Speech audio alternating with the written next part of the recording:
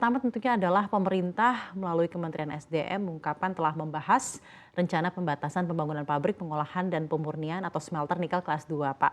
Terutama smelter nikel untuk NPI dan juga ferronikel seperti yang tadi sudah disampaikan. Sejauh apa progres rencana pembatasan ini dan bagaimana juga update-nya ke Pak Irwandi terlebih dahulu. Ya, selamat sore Bu Sabrina, Pak Arief. Jadi memang kalau kita lihat seperti yang sudah dibacakan sebelumnya pada awal acara ini bahwa Kementerian SDM sudah ada rencana untuk melakukan pembatasan. Kemudian dari Kemenkomarves, Deputi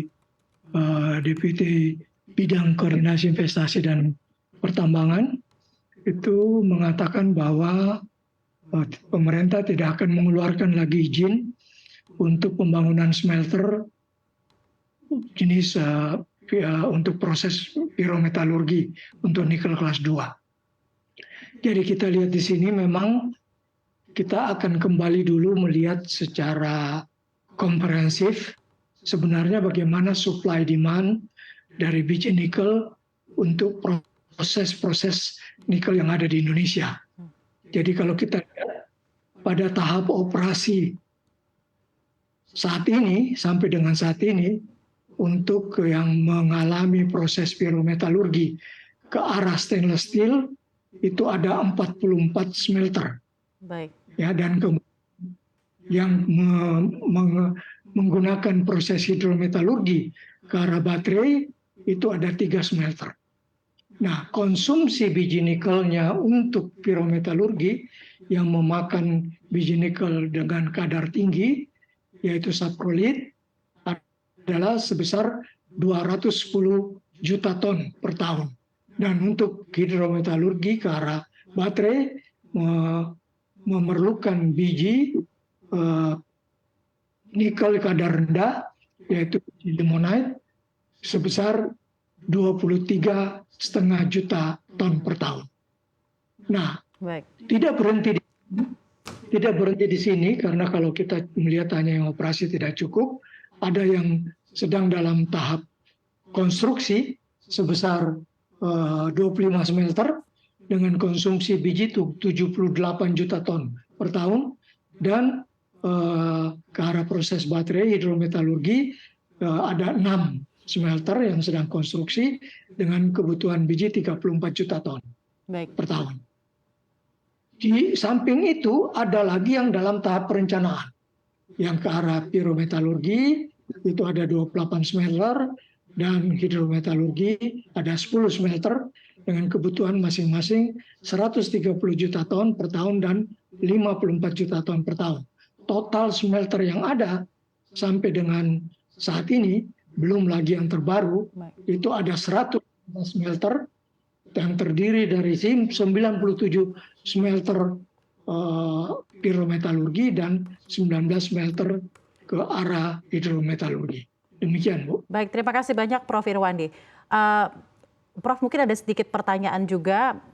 Bisakah disampaikan tujuan dari adanya pembatasan pembangunan smelter nikel kelas 2 ini kepada pemirsa CNBC Indonesia? Apakah dengan adanya pembatasan pembangunan smelter nikel kelas 2 ini nantinya diharapkan cadangan nikel Indonesia yang sepertinya sempat diberitakan bahwa sudah menipis akan lebih terjaga ke depannya? Silakan, Prof.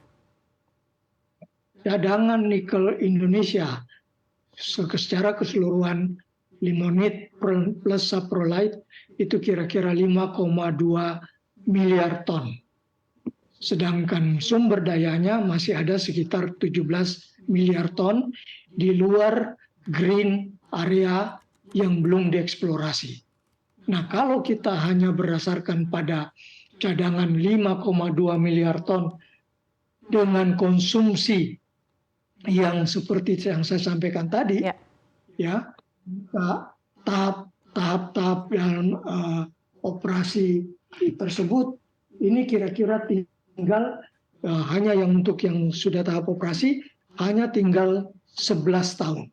Ya, tapi di luar sumber daya dan di luar green area yang belum dieksplorasi untuk menjadi cadangan. Baik. Kalau kita tambah dengan yang konstruksi, umurnya tinggal 8 tahun. Kalau kita tambah lagi memang semuanya jadi yang dalam tahap perencanaan, maka umurnya tinggal 6 tahun. Jadi ini memang sesuatu yang menurut saya perlu kita pikirkan bersama. Baik. Jangan-jangan beberapa tahun ke depan kita menjadi pengimpor biji nikel. Inilah kira-kira esensi dari supply demand yang terjadi saat ini. Baik, terima kasih banyak Prof atas tanggapannya yang juga tentunya menjadi pemantik diskusi di sore hari ini. Pak Arief, silahkan Pak tanggapannya mengenai usulan moratorium smelter nikel yang menghasilkan 2 produk nikel, terutama NPI dan juga ferronikel. Silahkan Pak, apa yang ingin disampaikan? Iya, kalau secara saya pribadi mewakili Asosiasi Profesi Batu Indonesia dan juga saya juga praktisi untuk industri nikel ini.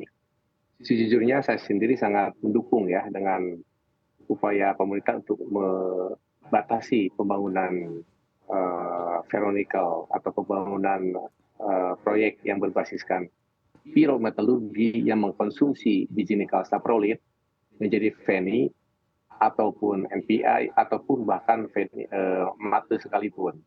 Akan tetapi ada peluang lain yang seperti tadi Prof. Irwan dibilang bahwa kita masih punya allowance atau cadangan yang lumayan besar, bahkan sangat besar di bidang di sisi hidrometalurgi ya yang bersumberkan dari nikel limonit atau nikel yang kadar rendah. Nah dari sisi itu sejujurnya saya menyetujui apa yang diusulkan oleh Kementerian SDM tentang Ya Pak Arief. pembatasan atas ya atau yang udah lama ya proyek yang sudah baru ya kita moratorium aja, tapi yang sudah lama sudah operasi terusnya kita lanjutkan operasinya. Kenapa demikian? Ada 3 hal. Pertama tadi kapasitas yang sudah luar biasa besarnya seperti yang tadi Prof. Firman diungkapkan, bahkan jumlahnya nyaris tidak terperikan. Yang saya sendiri sudah 20 tahun hidup di nikel, terus terang aja dengan jumlah kapasitas yang luar biasa ini, kata soal di tahun 2022 kita menghasilkan 9 juta ton NPI atau FENI dengan kandungan nikel 1,1 juta ton. Tahun ini bisa jadi naik menjadi sekitar 11 juta ton NPI atau FENI dengan kandungan 1,2 juta ton nikel. Nah ini akhirnya kita menjadi perusahaan NPI atau FENI terbesar dunia. Nah, itu yang pertama yang menyebabkan saya setuju dengan moratorium ya atau pembatasan. Yang kedua adalah tentang ketahanan cadangan. Yang ketiga supply demand. Yang terjadi apa? Karena saya sendiri pelaku, yang namanya harga NPI atau FENI sendiri sekarang ini sangat rendah ya dibandingkan beberapa tahun ke depan. Kenapa? Karena jumlah NPI atau FENI yang saat ini ada luar biasa berlimpah sehingga menyebabkan harga dari NPI FENI itu turun. Itu yang menyebabkan kami sendiri sangat setuju dengan upaya ini moratorium ini. Baik. Sehingga patut didukung lagi. Apresiasi